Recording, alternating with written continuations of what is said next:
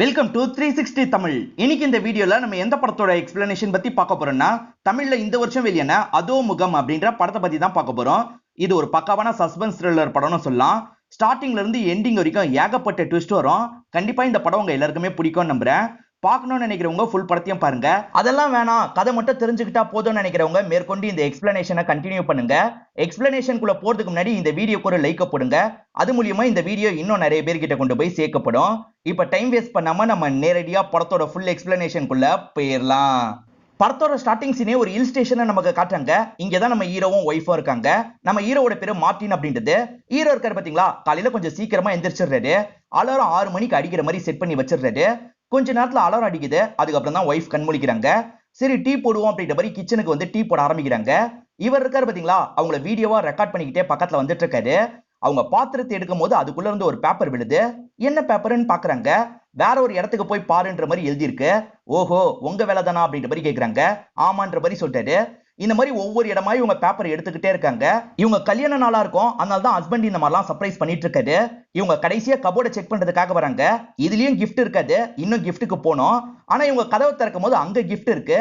என்ன இங்க கிஃப்ட் இருக்குன்ற மாதிரி ஹஸ்பண்ட் பயங்கரமா ஷாக் ஆயிடுறாரு. என்ன ஷாக் ஆயிட்டீங்க?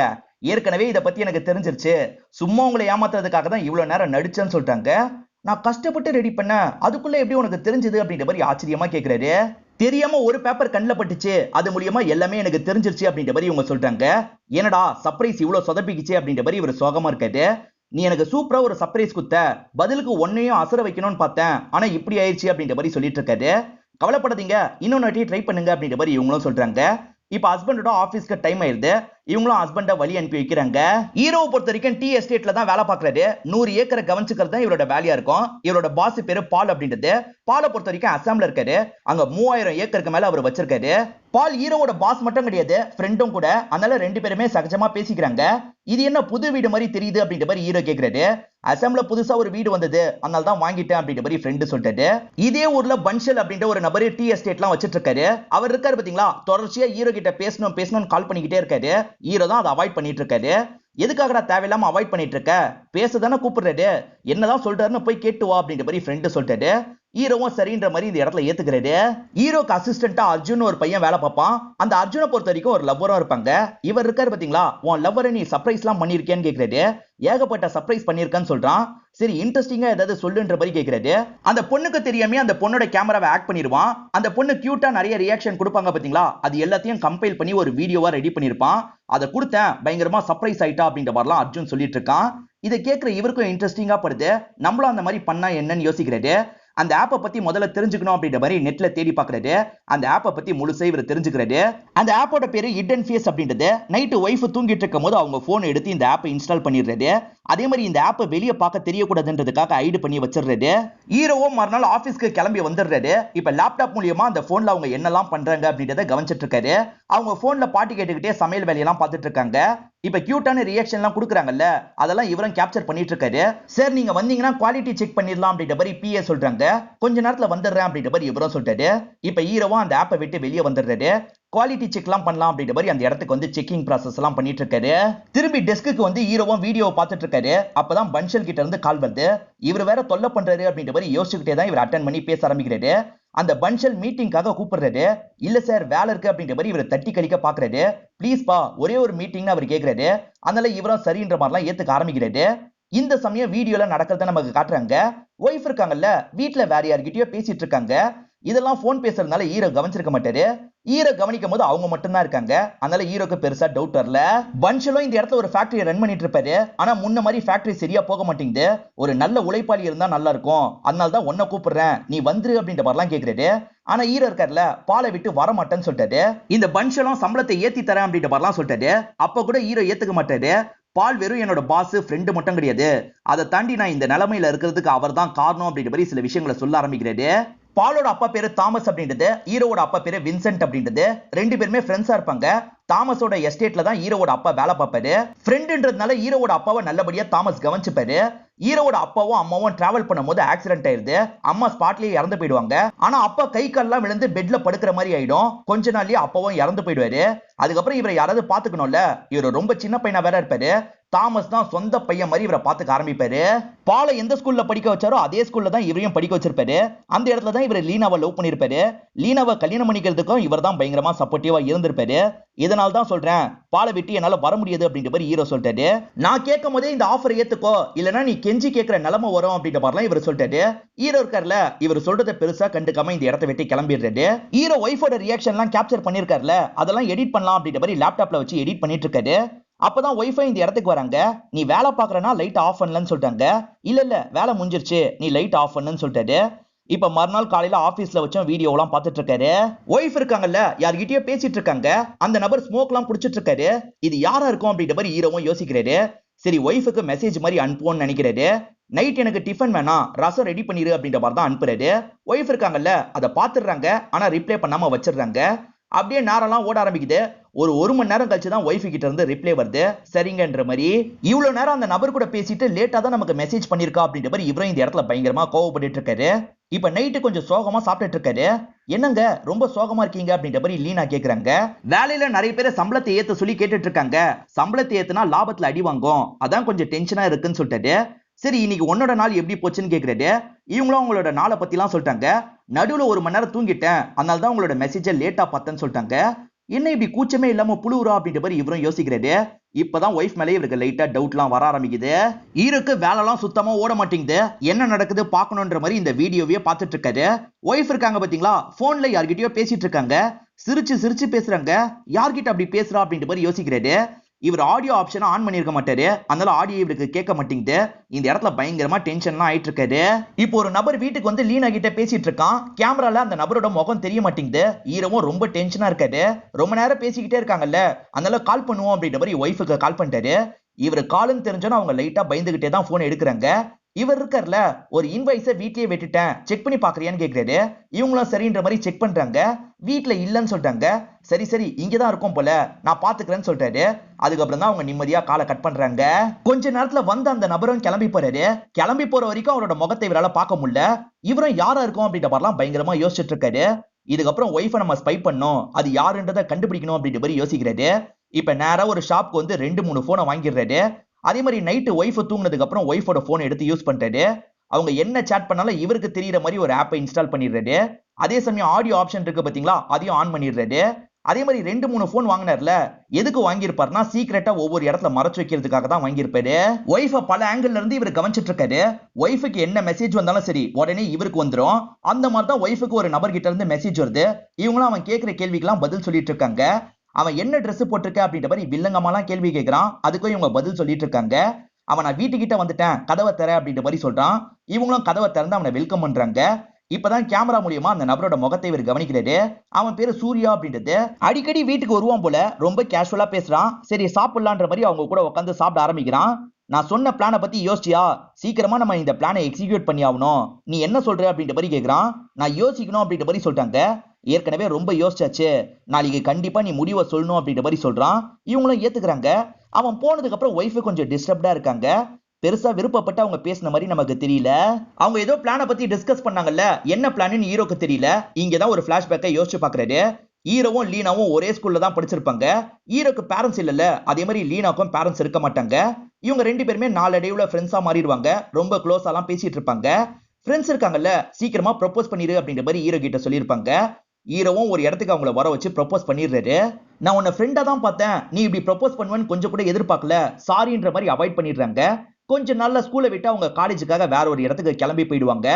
அப்படியே சில வருஷங்கள் ஓடுது. திரும்பி இதே ஊர்ல வச்சு அவங்களை எதர்ச்சியா பாக்குறாரு. நார்மலா அவங்க கிட்ட பேச்சு கொடுக்குறாரு. அவங்க என்ன சொல்றாங்கன்னா, இப்போதைக்கு இந்த இடத்துல தான் வேலை பாக்குறேன்னு சொல்லிட்டாங்க. இது மூலியமா இவங்க 2 பேருமே அடிக்கடி திரும்பி மீட்லாம் பண்ண ஆரம்பிக்கிறாங்க. ஃப்ரெண்ட்ஸ் கிட்ட எல்லாம் இதை பத்தி சந்தோஷமா சொல்லிட்டாரு. ஃப்ரெண்ட்ஸ் சீக்கிரமா ப்ரொபோஸ் பண்ணிடு அப்படின்ற மாதிரி சொல்லிட்டாங்க. இவரும் நம்ம 2 பேருமே கல்யாணம் பண்ணிக்கலாமா அப்படின்ற மாதிரி கேட்கிறாரு. அவங்களே என்னோட பெரியப்பா ஓகே சொன்னா எனக்கும் ஓகே தான் அப்படின்ற மாதிரி சொல்லிட்டாங்க. இவங்க 2 பேருமே பெரியப்பா கிட்ட இந்த தகவலை கொண்டு வராங்க. அவரும் சம்மதம் தெரிவிச்சிடுறாரு. அப்படிதான் இவங்க 2 பேருமே சந்தோஷமா கல்யாணம் பண்ணிருப்பாங்க. அவ்வளவு லவ் பண்ணி கல்யாணம் பண்ணிக்கிட்டோம், இப்படி சீட் பண்ணிட்டாலே அப்படின்ற மாதிரி தூங்கிட்டு இருக்கும் போது அவங்களே இவர் கவனிச்சிட்டு இருக்காரு. இப்ப மறுநாள் காலையில அவங்களோட சேட் எல்லாம் கவனிச்சிட்டு இருக்காரு. 3 மணி டைம்ல நம்ம ஒரு இடத்துல வச்சு மீட் பண்ணலாம் அப்படின்ற மாதிரி அந்த சூர்யா சொல்றான். இவங்களும் சரின்ற மாதிரி ஏத்துக்கிறாங்க. இவரை இதெல்லாம் கவனிக்கிறாரு. பிளானை பத்தி சொல்ல சொன்னாரு பாத்தீங்களா, இவங்களும் பிளான் எனக்கு ஓகேன்ற மாதிரி சொல்லிட்டாங்க. என்ன பிளான்னு இப்பதான் நமக்கு தெரிய வருது. ஈரவ சாவடிக்கிறது தான் பிளானா இருக்கும். அவன் சாப்பிடும் போது அவனுக்கே தெரியாம இந்த மாத்திரையை கலந்து கொடு, வேலை முடிஞ்சிரும். அப்படி இல்லைன்னு வச்சுக்கோ, கன்னால ஷூட் பண்ணி கதையை முடியுன்ற மாதிரி சொல்றான். இதெல்லாம் பாக்குற ஹீரோவும் பயங்கரமா இந்த இடத்துல ஷாக் ஆயிட்டு இருக்காரு. இப்ப நைட்டு நேரம் 2 பேருமே நிம்மதியா படுத்து தூங்கிட்டு இருக்காங்க. ஆக்சுவலா ஒய்ஃப் தூங்குற மாதிரி நடிக்க தான் செய்யறாங்க. கண் முழிச்ச ஒய்ஃப் இருக்காங்க பாத்தீங்களா, பொறுமையா கதவு கிட்ட வந்து கதவை திறக்கிறாங்க. சூர்யா தான் வந்திருக்கான். நீ தான் வந்துட்டல, நீயே ஷூட் பண்ணி கதையை முடியுன்ற மாதிரி கன்னை தந்துடுறாங்க. இப்ப சூர்யாவும் பொறுமையா ஹீரோக்கு பக்கத்துல வரான்.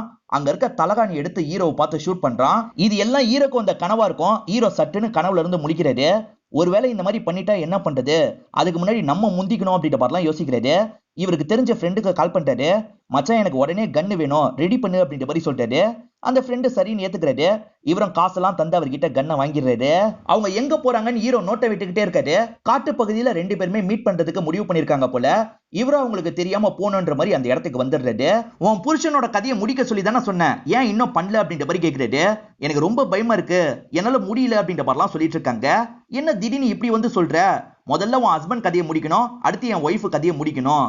உன் ஹஸ்பண்ட் நடுவுல இருக்க வரைக்கும் நமக்கு என்னைக்கா இருந்தாலும் தொல்லை தான், சீக்கிரமா அவன் கதையை முடியும் அப்படின்ற மாதிரிலாம் கோவமா திட்டுற மாதிரி பேசுறாரு. அவர் திட்டுறதை கேட்கிற ஹீரோக்கே செம்மையா டென்ஷன் ஆகுது. ஹீரோ கையிலயும் கன் இருக்குல்ல, இந்த கன்னை வச்சு பேசாம இவனை ஷூட் பண்ணிடலாமா அப்படின்ற மாதிரிலாம் ஹீரோ யோசிச்சுட்டு இருக்காரு. திடீர்னு பார்த்தா கன் ஷாட் சவுண்ட் கேக்குது. பார்த்தா ஒய்ஃப் இருக்காங்கல்ல, அவனை ஷூட் பண்ணிருக்காங்க. என்ன இவ ஷூட் பண்ணிட்டா அப்படின்ற மாதிரி ஆச்சரியமா பாக்குறாரு. இப்ப ஹீரோனும் யாருக்கோ கால் பண்ணி பேசுறாங்க. நீங்க சொன்ன மாதிரியே சூர்யாவோட கதையை முடிச்சிட்டேன் அப்படின்ற மாதிரி சொல்றாங்க. இப்ப யார்கிட்ட பேசுறா அப்படின்ற மாதிரி ஹஸ்பண்டோ ஷாக்கிங்கா கவனிச்சிட்டு இருக்காரு. இப்ப ஹீரோயின் இருக்காங்கல்ல, பேக மாட்டிட்டு இங்க இருந்து நடக்க ஆரம்பிக்கிறாங்க. அந்த இடத்துக்கு ஒரு கார் வருது. கார்ல இருக்க நபர்கிட்ட தான் பேசுறாங்க. அவங்க என்ன பேசுறாங்கன்றத ஹீரோ இங்க இருந்து கேக்குறாரு. நான் சொன்ன மத்த வேலையை முடிச்சிட்டேன்னு வச்சுக்கோ, உனக்கு அந்த ஃபுட்டேஜை தந்துடுறேன். இவங்கிட்டயும் ஒரு ஃபுட்டேஜோட காப்பி இருந்தது, அதனால தான் இவன் கதையை முடிக்க சொல்லி சொன்னேன். நல்லபடியா முடிச்சிட்ட, டிஸ்போஸ் பண்ணிரு அப்படின்ற மாதிரி அந்த நபர் சொல்லிட்டாரு. யாரு அப்படின்றது ஹீரோக்கு புரிய மாட்டேங்குது. இப்ப நல்லா ஜூம் பண்ணி பாக்குறாரு. அப்பதான் பன்ஷல் தான் அங்க இருக்கான்றது இவருக்கு தெரிய வருது. இவன் எதுக்காக ஒய்ஃபை வச்சு இதெல்லாம் பண்ணிட்டு இருக்கான்னு யோசிக்கிறாரு.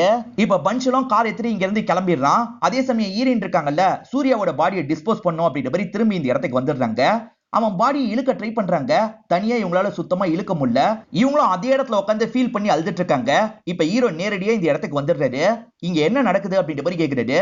ஹீரோவை பார்த்தோன்னா சட்டுன்னு இவங்களும் ஷாக் ஆயிடுறாங்க. பயங்கரமா அழுகுறாங்க. பன்ஷல் சொல்லிதான் நீ இது எல்லாத்தையும் பண்ணிருக்கேன்னு கேக்குறாரு. ஆமான்ற மாதிரி இவங்க சொல்றாங்க. உன்னோட தப்பான வீடியோ வச்சுதான் அவன் மிரட்டிட்டு இருக்கானா, அது என்ன வீடியோ அப்படின்ற மாதிரிலாம் கேக்குறாரு. இவங்க இருக்காங்கல்ல, பேக்ல இருந்து போன் எடுத்து ஒரு வீடியோவை காட்டுறாங்க. ஹோட்டல்ல எடுத்த வீடியோ மாதிரி தான் இருக்கு. ஹீரோவும் பிஏவும் தங்குறதுக்காக வந்திருக்காங்க. அப்ப பிஏ இருக்காங்கல்ல, சட்டின்னு இவரை கட்டி பிடிக்கிறாங்க. அதுக்கப்புறம் 2 பேருமே அந்த இடத்துல ஒன்னாலாம் இருக்காங்க. இந்த மாதிரி தான் வீடியோ இருக்கு. இத பாக்குற ஹீரோ ஷாக் ஆயிடுறாரு. இதுல இருக்கிறது உண்மை கிடையாது. அனி ட்ராப்புக்காக யாரோ இவளை யூஸ் பண்ணிருக்காங்க. அவ கட்டி பிடிச்சோடனே நான் உடனே தள்ளி விட்டுட்டேன். இவங்க நான் ஒன்னா இருக்க மாதிரிலாம் எடிட் பண்ணிருக்காங்க. இது உண்மை கிடையாது அப்படின்ற மாதிரிலாம் சொல்லிட்டு இருக்காரு. இந்த வீடியோல இருக்கிறது நீ இல்லன்றது எனக்கு தெரியும். ஆனா பொதுவா யாருமே இதை ஏத்துக்க மாட்டாங்க. இதை வச்சுதான் என்ன மிரட்ட ஆரம்பிச்சாங்க. வாங்கிட்டு இதை சொல்லான்னு பார்த்தா நீ பயங்கரமா கோவப்படுன்னு எனக்கு தெரியும். அதனால தான் மறைச்சிட்டேன் அப்படின்ற மாதிரி சொல்லிட்டாங்க. அந்த பன்ஷல் இருக்காரு பாத்தீங்களா, சூர்யா மூலியமா தான் பேச ஆரம்பிச்சிருப்பாரு. உன் ஹஸ்பண்டோட கம்பெனி சீக்ரெட் எல்லாம் கொஞ்சம் எங்களுக்கு தரணும்னு சொல்லியிருப்பாரு. இவங்களும் சரின்ற மாதிரிலாம் ஏத்திருப்பாங்க. அந்த பிஏவோட ஹஸ்பண்டா தான் இந்த சூர்யா இருப்பாரு. இவங்க கிட்ட டேட்டாவை வாங்குறதுக்காக நடுவுல பாக்குறதுக்காக வருவாரு. இவங்களை கொஞ்சமா லவ் பண்ண ஆரம்பிச்சிருவாரு. நீயே என்ன நேசிக்கிறேன்னு எனக்கு தெரியும், நான் என்னோட ஒய்ஃபை கொலை பண்ணிடுறேன், நீ உன் ஹஸ்பண்டை கொலை பண்ணிடு அப்படின்ற மாதிரி பேச ஆரம்பிச்சிருப்பாரு. இவங்களுக்கா ரொம்ப பயம் வந்துடும். அதனால இவங்க இதை பத்தி எல்லாம் பன்ஷல் கிட்ட சொல்லியிருப்பாங்க. என்கிட்ட கன்னெல்லாம் கூட தந்துட்டான், என்ன பண்றதுன்னு தெரியலன்னு சொல்லிட்டாங்க. அந்த கன்னை வச்சு அவன் கதைய முடியுமா, அவன்கிட்டயும் ஒரு ஃபுட்டேஜ் இருக்கு, அவனால என்னைக்குனாலும் பிரச்சனை வரலாம்னு சொல்லியிருப்பாரு. அதனால தான் கதையை முடிச்சிட்டேன் அப்படின்ற மாதிரிலாம் இந்த இடத்துல எக்ஸ்பிளைன் பண்ணிட்டு இருக்காங்க. ஹீரோவை இவங்களை வீட்டுல கொண்டு வந்து டிராப் பண்ணிட்டாரு. இதை பத்தி எல்லாம் மறந்துரு, நான் என்ன பண்ணுமோ பாத்துக்கிறேன் அப்படின்ற மாதிரி இவர் திரும்பி அந்த இடத்துக்கு வந்துடுறாரு. சூர்யாவோட பாடியை யாருக்கும் தெரியாம டிஸ்போஸ் பண்ணும் அப்படின்ற மாதிரி யோசிக்கிறாரு. இவரோட டீ எஸ்டேட்லயே புதைச்சிடலான்ற மாதிரி யோசிக்கிறாரு. இப்ப கார்ல போட்டு டிராவல்லாம் பண்ண ஆரம்பிக்கிறாரு. அப்பதான் யார்கிட்ட இருந்தோ கால் வருது. அட்டன் பண்ண யாரும் பேச மாட்டாங்க. பன்ஷல் நாயே, நீ தான் இதெல்லாம் பண்றேன்னு எனக்கு தெரியும்னு சொல்லிட்டாரு. ஒரு இடத்துல வச்சு சூர்யாவோட பாடியை டிஸ்போஸ் பண்றாரு. வீட்டுக்கு வந்த ஹீரோவும் ஹீரோயினை போட்டு பயங்கரமா திட்டுறாரு. அவன் தான் சுட சொல்றானா, நீ உடனே சுற்றுவியா? அந்த பன்ஷிலே கூட சூர்யாவை இவ்வளவு நாள் நடிக்க வச்சிருக்கலாம். சூர்யாவோட கதையை முடிக்கலாம், உன் மூலியமா முடிக்க வச்சிருக்கலாம். இந்த விஷயத்தெல்லாம் நீ கவனமா ஹேண்டில் பண்ணிருக்கணும். இன்னும் எதையாவது மறைக்கிறியா, அதை இப்பயே சொல்லிடு அப்படின்ற மாதிரி கேட்கிறாரு. இவங்களும் யோசிச்சு பார்த்து ஒரு விஷயத்த சொல்ல ஆரம்பிக்கிறாங்க. உங்க போன்ல சீக்கிரட்டா ஒரு ஆப்பை வைக்க சொன்னாங்க, அதே மாதிரி நான் வஸ்டன்னு சொல்றாங்க. என்ன ஆப்னு கேக்குறாரு. இடன் ஃபேஸ்னு சொல்றாங்க. இது இடன் ஃபேஸ் என் போன்ல இருக்கான்னு ஷாக் ஆகுறாரு. இவர் பாடியை டிஸ்போஸ் பண்ணிட்டு இருக்கும் போது போன் கால் வந்திருக்கும். இவரும் அட்டென்ட் பண்றதுக்காக எடுத்திருப்பாரு. அப்ப அங்க எடுத்த வீடியோலாம் ரெக்கார்ட் ஆயிருக்கும். இதுக்காக தான் அப்படி பண்ணிருக்காங்க போலன்னு யோசிக்கிறாரு. இப்போ கூட நம்மள கவனிச்சிட்டு இருக்காங்களா அப்படின்ற மாதிரி ஹீரோ யோசிக்கிறாரு. பார்த்தா வேற ரூம்ல இருந்து யாரோ கவனிக்கிற மாதிரி நமக்கு காட்டுறாங்க. கவனிக்கிற நபர் யாருன்றதை நமக்கு தெளிவா காட்ட மாட்டாங்க. இப்ப ஹீரோவோட வீட்டுக்கு போலீஸ் ஜீப்லாம் வருது. ஹீரோ செம்மையா பயப்படுறாரு. ஹீரோயின் கிட்ட என்ன சொல்றாருன்னா, இதெல்லாம் நான் பண்ண மாதிரியே இருக்கட்டும், நீ அவசரப்பட்டு போலீஸ் கிட்ட எதையும் சொல்லாதன்னு சொல்லிட்டாரு. நான் சீக்கிரமா வரேன்ற மாதிரி இங்க இருந்து கிளம்பிடுறாரு. ஹீரோ பிஏ கூட ஒன்னா இருந்த மாதிரி ஒரு வீடியோ இருந்தது பாத்தீங்களா, அதையும் அவங்க லீக் பண்ணிருக்காங்க போல. பிஏ கூட இவருக்கு அஃபேர் போயிருக்கு. அதை பத்தி சூர்யாக்கு தெரிய வந்து சண்டை போட்டிருக்காரு. அதனால தான் மார்ட்டின் சூர்யாவை கொலை பண்ணி புதைச்சிருக்காரு. டீ ஃபேக்டரியில தான் ஒரு இடத்துல புதைச்சிருக்காருன்ற மாதிரி சொல்லிட்டு இருக்காங்க. இப்ப ஹீரோவும் ஃப்ரெண்டை பாக்குறதுக்காக வந்துடுறாரு. ஃப்ரெண்டு உனக்கெல்லாம் ஹெல்ப் பண்ண முடியாது, என்ன விட்டுரு அப்படின்ற மாதிரி சொல்லிட்டாரு. அவங்க சொல்ற எதுவுமே உண்மை கிடையாது, என்ன திட்டமிட்டு அந்த பன்ஷல் தான் மாட்டி விட்டுருக்கான், எனக்கு கார் மட்டும் நீ ஏற்பாடு பண்ணனா நல்லா இருக்கும்னு சொல்லிட்டாரு. ஃப்ரெண்டும் சரின்ற மாதிரி இவருக்கு காரை ஏற்பாடு பண்ணி தந்துடுறாரு. இந்த விஷயத்தெல்லாம் பாலும் நியூஸ் மூலியமா கவனிச்சுக்கிறாரு. அப்பதான் ஹீரோ கிட்ட இருந்து கால் வருது. உன்னை நம்பி தானே அந்த ஃபேக்டரியை ஒப்படைச்சேன், என்னடா இப்படி ஒரு காரியத்தை பண்ணி வச்சிருக்கேன்னு பால் கேட்கிறாரு. சத்தியமா இந்த விஷயத்துக்கும் எனக்கும் சம்பந்தம் கிடையாது, அந்த பன்ஷல் தான் வேணும்ட்டு இந்த மாதிரிலாம் பண்ணிருக்கான் அப்படின்ற மாதிரி சொல்றாரு. நான் இன்னும் 2 நாள்ல அங்க வரேன், எதுனாலும் பேசிக்கலாம் அப்படின்ற மாதிரி பால் சொல்றாரு. இப்ப ஹீரோ இருக்கார்ல, அந்த பன்ஷலை தொடர்ச்சியா கவனிக்கணும்னு நினைக்கிறாரு. அவன் ஃபேக்டரிக்கு வெளியே உட்காந்துட்டு இருக்காரு. இப்பதான் அவன் ஃபேக்டரியை விட்டு வெளியே வரான். காரை எடுத்துட்டு கிளம்ப ஆரம்பிக்கிறான். அவன் எங்க போறான்றதை ஃபாலோ பண்ணும் அப்படின்ற மாதிரி அவனுக்கு தெரியாம ஃபாலோ பண்ணிட்டு இருக்காரு. அவனுக்கு ஒரு ரெசார்ட் இருக்கும், அந்த ரெசார்ட்டுக்கு தான் அவன் போறான். ஹீரோவும் தள்ளி இருந்து அவனை கவனிச்சிட்டு இருக்காரு. பார்த்தா அந்த இடத்துக்கு தான் பால் வராரு. வந்த பால் இவன் கூட உட்காந்து பேசிட்டு இருக்காரு. என்ன பால் இவன் கூட உட்காந்து பேசிட்டு இருக்காருன்னு யோசிக்கிறாரு. இப்ப பாலும் அங்க இருந்து கிளம்ப ஆரம்பிக்கிறாரு. இதுக்கப்புறம் பாலை ஃபாலோ பண்ணும் அப்படின்ற மாதிரி ஹீரோ முடிவு பண்றாரு. பாலுக்கு தெரியாம பாலோட காரை ஃபாலோ பண்றாரு. பால் இங்க இருக்க ஒரு வீட்டுக்கு தான் வராரு. அந்த வீட்டை தான் வீடியோ கால்ல ஸ்டார்டிங்ல காமிச்சிருப்பாங்க. அவர் அசாம்ல வாங்கினு போய் தான் சொல்லியிருப்பாரு. ஹீரோவும் பொறுமையா வீட்டுக்குள்ள நுழையிறாரு. பால் இருக்காரு பாத்தீங்களா, குளிக்கிறதுக்காக போயிடுறாரு. ஹீரோவும் சுத்தி முத்தி பாக்குறாரு. ஒரு ரூம் க்ளோஸ் செய்யப்பட்ட மாதிரி இருக்கு. அந்த ரூமை திறந்து உள்ள வந்துடுறாரு. அந்த இடத்துல பார்த்தா ஹீரோ சம்பந்தமா நிறைய போட்டோ எல்லாம் ஒட்டி இருக்கு. யாரோ ஒருத்தர் ஹீரோவை கவனிச்ச மாதிரி காமிச்சாங்கல்ல, அது பாலா தான் இருக்கும். ஏன்னா அந்த செட்டப்லாம் இங்கே தான் இருக்கு. ஹீரோவும் இந்த செட்டப் எல்லாம் பார்த்து பயங்கரமா ஷாக் ஆயிடுறாரு. ஹீரோவோட ஃபேக்டரியில நிறைய பேர் வேலை பாக்குறாங்க பாத்தீங்களா, அவங்க எல்லாம் பாலுக்கு அடிக்கடி ரிப்போர்ட் மாதிரிலாம் தந்துட்டு இருக்காங்க. அர்ஜுன் ஒரு பையன் தானே ஆப்பை பத்தி சொன்னான், அந்த ஆப்பை பத்தி இன்னைக்கு சொல்லிட்டேன், அவர் அந்த ஆப்பை இன்ஸ்டால் பண்ணதான் வாய்ப்பு இருக்கு அப்படின்ற மாதிரிலாம் சொல்றான். இது எல்லா தகவலும் பாலுக்கு போயிருக்கா அப்படின்ற மாதிரி இவரும் ஆச்சரியமா கவனிச்சிட்டு இருக்காரு. இப்ப பால் இந்த ரூம்க்கு வரலாம்னு நினைக்கும் போது ஹீரோ எதிர நிக்கிறாரு. பாலும் பார்த்து செம்மையா ஷாக் ஆயிடுறான். எதுக்காகடா இந்த மாதிரி பண்ணேன்னு கேக்குறாரு. பால் என்னென்னமோ சொல்லி சமாளிக்கிறதுக்காக ட்ரை பண்ணிட்டு இருக்கான். கோவப்பட்ட ஹீரோ இருக்காருல, பால் கூட சண்டை போடுறாரு. மாத்தி மாத்தி பயங்கரமா சண்டை போட்டுட்டு இருக்காங்க. ஒரு ஸ்டேஜ்ல ஹீரோவும் கத்தி வச்சிடுறாரு. ஒழுங்கு மரியாதையை எதுக்காக இதெல்லாம் பண்ணன்னு சொல்லு அப்படின்னு கேக்குறாரு. இந்த இடத்துல தான் அவனும் சொல்ல ஆரம்பிக்கிறான். உண்மையை சொல்லணும்னா என் அப்பா பணக்காரர் கிடையாது, உன் அப்பா தான் பணக்காரரு. சின்ன வயசுல இருந்து உனக்கு கதையை நாங்க மாத்தி தான் சொல்லிட்டு இருக்கோம் அப்படின்ற மாதிரி சொல்லிட்டாரு. இதெல்லாம் ஹீரோக்கு ஷாக்கிங்கா இருக்கு. கேட்டுட்டு இருக்கும் போது மண்டிலேயே யாரோ அடிக்கிறாங்க. யாருன்னு பார்த்தா அந்த இடத்துக்கு தாமஸ் தான் வந்திருக்காரு. தாமஸ் பிறக்கும் போது பணக்காரரா தான் இருந்திருப்பாரு. ஆனா இவரோட அப்பா இருக்காரு பாத்தீங்களா, சூதாட்டத்துல எல்லா காசையும் அடிச்சிருவாரு. அதுக்கப்புறம் தான் தாமஸுக்கு வின்சென்ட் கூட ஃப்ரெண்ட்ஷிப் ஏற்பட்டிருக்கும். வின்சென்ட் ஃப்ரெண்ட் மாதிரி இவரை நல்லபடியா பார்த்துப்பாரு. எப்படியாவது அந்த இடத்துக்கு நம்ம வரணும்ன்ற மாதிரிலாம் இவர் யோசிச்சிருப்பாரு. அப்பன்னு பார்த்து வின்சென்ட்டுக்கு ஆக்சிடென்ட் ஆயிருக்கும். ஒய்ஃப் இறந்து போயிருப்பாங்க. வின்சென்ட்டும் படுத்த படுக்கையா இருந்திருப்பாரு. படுத்த படுக்கையா இருந்தவரை நான் தான் சாவடிச்சேன் அப்படின்ற மாதிரி தாமஸ் சொல்லிட்டாரு. இது எல்லாமே இந்த சொத்துக்காக தான் பண்ண அப்படின்ற மாதிரி சொல்றாரு. சொத்துக்காக தான் இதெல்லாம் பண்ணீங்கன்னா எதுக்காக என்ன இந்த மாதிரி வழக்கெல்லாம் செஞ்சீங்க, ஈஸியா என்ன சாவடிச்சிருக்கலாம்ல அப்படின்ற மாதிரி ஹீரோ கேட்டுட்டு இருக்காரு. நீ நினைக்கிற அளவுக்கு வழி அவ்வளவு சிம்பிளா இல்ல, அதனால தான் இவ்வளவு விஷயத்த பண்ணும் அப்படின்ற மாதிரி தாமஸ் சொல்லிட்டாரு. சீக்கிரமா போலீஸ்க்கு கால் பண்ணு, இவனை புடிச்சு கொடுக்கணும்ன்ற மாதிரி பையன் கிட்ட சொல்லிட்டாரு. பையனும் பிடிக்கிறதுக்காக வராரு. அதுக்குள்ள ஹீரோ இருக்காருல, 2 பேரையும் தள்ளி விட்டு ஓடிடுறாரு. ஹீரோவும் நேரா ஃப்ரெண்ட பாக்குறதுக்காக வந்துடுறாரு. ஹீரோவோட அப்பாக்கு தமிழ்நாட்டுல ஒரு வீடு இருந்த மாதிரி இவருக்கு சில ஞாபகம்லாம் இருக்கு. அந்த வீட்டை போய் பார்க்கணும்னு நினைக்கிறாரு. டிராவலிங் தூரம் ரொம்ப அதிகம், அதனால நீ டிரைவ் பண்ணா நல்லா இருக்கும்ன்ற மாதிரி தான் ஃப்ரெண்டு கிட்ட கேட்கிறாரு. ஃப்ரெண்டு முதல்ல முடியாதுன்னு சொல்றாரு. கடைசியில சரின்னு ஏத்துக்கிறாரு. இப்ப 2 பேருமே டிராவலிங் பண்ணி அந்த வீட்டுக்கு வந்துடுறாங்க. அந்த வீடு ரொம்ப பழைய நிலைமையில இருக்கு. உள்ள ஏதாவது கிடைக்குமா அப்படின்ற மாதிரி ஹீரோவும் உள்ள வந்து செக் பண்ண ஆரம்பிக்கிறது. ஹீரோவோட அப்பா இருக்காரு பாத்தீங்களா, சர்ச்சில் இருக்க ஒரு ஃபாதர் கூட லெட்டர்ல எல்லாம் பேசியிருக்காரு. இந்த ஃபாதருக்கு என்னோட அப்பாவை பத்தி முழுசா தெரிஞ்சிருக்க வாய்ப்பு இருக்குன்ற மாதிரி இவரும் கால் பண்ணி பேசுறாரு. இந்த பெரியவர்கிட்ட பேசும்போது தான் ஹீரோக்கு நிறைய விஷயங்கள் தெரிய வருது. ஹீரோவோட அப்பா இருக்காரு பாத்தீங்களா, சொத்தை ரொம்ப கவனமா எழுதியிருப்பாரு. எனக்கு அப்புறம் என் பையனுக்கும் பையன் ஃபேமிலிக்கும் சொத்து போகணும், ஒருவேளை என்னோட பையனுக்கு ஏதாவது ஆச்சுன்னா சர்ச்சுக்கு சொத்தெல்லாம் போயிடணும் அப்படின்ற மாதிரி எழுதி வச்சிருப்பாரு. இது எல்லாத்தையும் தான் இந்த பெரியவர் எக்ஸ்பிளைன் பண்ணிட்டு இருக்காரு. ஓஹோ, நம்மளை கொன்னா சர்ச்சுக்கு போயிடும், அதனால தான் நம்மளை கொல்லாம இந்த மாதிரி மாட்டி விடுறதுக்கு பிளான் போட்டிருக்காங்கன்னு இவரும் புரிஞ்சுக்கிறாரு. தாமஸ் மட்டும் இந்த பெரியவர்கிட்ட பேசுவாரு. ஹீரோ பிஸியா இருக்கான்ற மாதிரி ஹீரோவை வேணும்ட்டே கண்ணில் காட்டாம இத்தனை வருஷம் இருந்திருப்பாரு. இப்பதான் ஹீரோக்கு இது எல்லாமே புரியுது. என்ன மாட்ட வச்சுட்டு என் சொத்தை வச்சு அவங்க சந்தோஷமா இருக்கலாம்னு பிளான் போட்டிருக்காங்கன்னு சொல்றாரு. அப்போ உனக்கு 3000 ஏக்கர் சொத்து இருக்கான்ற மாதிரி ஃப்ரெண்ட் ஆச்சரியமா கேட்கிறாரு. இதெல்லாம் தெரிஞ்சிருந்தா உன்னை போலீஸ் கிட்ட மாட்டி விட்டுருக்க மாட்டேன்னு சொல்றாரு. இது போலீஸ் கிட்ட மாட்டி விட்டுட்டியா அப்படின்ற மாதிரி ஹீரோ ஆச்சரியமா கேட்கிறாரு. ஆக்சுவலா சில நாட்களுக்கு முன்னாடி போலீஸ் இவரை வீட்டுல வந்து மிரட்டி இருப்பாங்க. அவனுக்கும் எனக்கும் பெருசா சம்பந்தம் இல்லைன்ற மாதிரிலாம் இந்த ஃப்ரெண்டு சொல்லியிருப்பாரு. திரும்பி உன்னை பாக்குறதுக்காக வந்தா எங்களுக்கு உடனே தகவலை பாஸ் பண்ணும், புரிஞ்சுதா அப்படின்னு மிரட்டிட்டு போயிருப்பாங்க. இவர் இருக்காரு பாத்தீங்களா, பயத்துல தகவலை பாஸ் பண்ணிடுவாரு. எப்பனாலும் இங்க வரலாம்னு சொல்லிட்டாரு.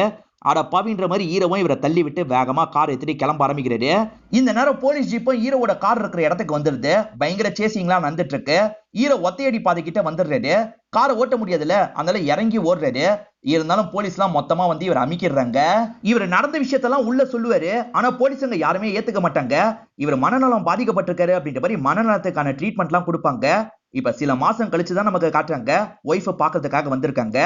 ஒய்ஃப் கிட்ட இவர் சேகரிச்ச எல்லா தகவலையும் சொல்லிட்டு இருக்காரு. என்ன சொல்றீங்க, என்னால நம்பவே முடியல அப்படின்ற மாதிரி ஒய்ஃப் சொல்றாங்க.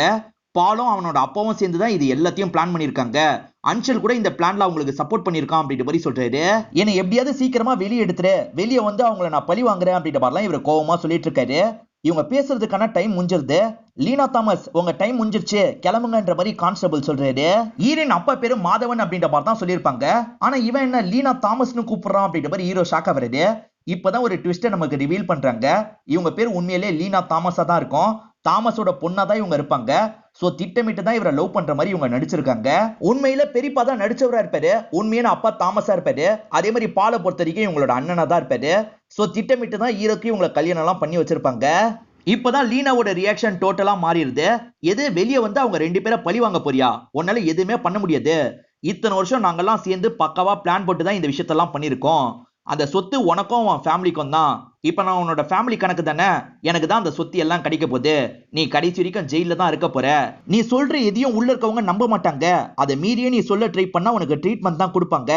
அதே மாதிரி இங்க இருக்க நிறைய கைதிங்க எங்களோட ஆட்கள் தான். நீ ஏதாவது எங்களுக்கு எதிராக பண்றன்னு தெரிஞ்சா கூட எங்க கிட்ட உடனே சொல்லிடுவாங்க. இங்க இருக்க சிசிடிவி ஃபுட்டேஜ் கூட நாங்க நினைச்சா எங்க கைக்கு வந்துரும். அதனால இங்க இருந்து எங்களுக்கு எதிராக நீ எந்த திட்டத்தையும் போட முடியாது. சமத்தா அமைதியா இருக்கிறது தான் உனக்கு நல்லதுன்ற மாதிரி ரிங்க கழட்டி கொடுத்துட்டு போயிடுறாங்க. இவர் பயங்கர ஷாக்ல இருக்காரு. இப்ப நடந்து வரும்போது நிறைய கைதிங்க இவரை கவனிக்கிறத நோட் பண்ணிட்டாரு. இவ்வளவு நாள் இது கூட தெரியாம இருந்திருக்குமே அப்படின்ற மாதிரிலாம் யோசிச்சுட்டு இருக்காரு. நாங்க நினைச்சா சிசிடிவி ஃபுட்டேஜ கூட ஏற்பாடு பண்ணுவோம்னு சொன்னாங்கல்ல, அங்க இருக்க சிசிடிவி எல்லாம் இவரும் ஷாக்கிங்கா பாத்துட்டு இருக்காரு. என்ன பண்றதுன்னு தெரியாம இந்த இடத்துல முழிச்சிட்டு இருக்காரு. இப்படியே ஜெயில ஹீரோவோட வாழ்க்கைலாம் போயிட்டு இருக்கு. அப்பதான் ஹீரோவோட ஃப்ரெண்ட் இருக்காரு பாத்தீங்களா, ஒரு பெட்டி கேஸ்க்காக இந்த இடத்துக்கு வந்திருக்காரு. வந்த ஃப்ரெண்ட் இருக்காரு பாத்தீங்களா, இங்க இந்திரஜித்னு ஒரு அண்ணன் இருக்காரு, வா அந்த அண்ணனை போய் பார்க்கலாம் அப்படின்ற மாதிரி சொல்லிட்டாரு. இவங்க ரெண்டு பேருமே சேர்ந்த மாதிரி அந்த இந்திரஜித்தை பாக்குறதுக்காக வராங்க. இந்த ரோல் அருண் மன்யன் தான் பண்ணிருப்பாரு. இந்திரஜித்தை பொறுத்த வரைக்கும் பிரபல ரவுடியா இருப்பாரு. இங்க இருக்க எல்லாருமே இவரை பார்த்து செம்மையா பயப்படுவாங்க. ஹீரோவோட ஃப்ரெண்ட் இருக்காரு பாத்தீங்களா, ஹீரோவோட வாழ்க்கையில நடந்ததை பத்தி எல்லாம் இவர்கிட்ட சொல்லி வச்சிருப்பாரு. ஹீரோக்கு 3000 ஏக்கர் சொத்து இருக்குன்ற மாதிரியும் சொல்லியிருப்பாரு. இவன் சொல்றதெல்லாம் உண்மையான்னு கேக்குறாரு. ஹீரோவும் ஆமான்ற மாதிரி தலையாட்டுறாரு. உனக்கு நான் ஹெல்ப் பண்ணா நீ எனக்கு என்ன தருவ அப்படின்ற மாதிரி இவர் கேக்குறாரு. 1000 ஏக்கர் சொத்தை தரேன் அப்படின்ற மாதிரி ஹீரோவும் சொல்லிட்டாரு. கவலையை விடு, நான் இங்க இருந்து உனக்கு ஹெல்ப் பண்றேன் அப்படின்ற மாதிரி இவர் சொல்லிட்டாரு.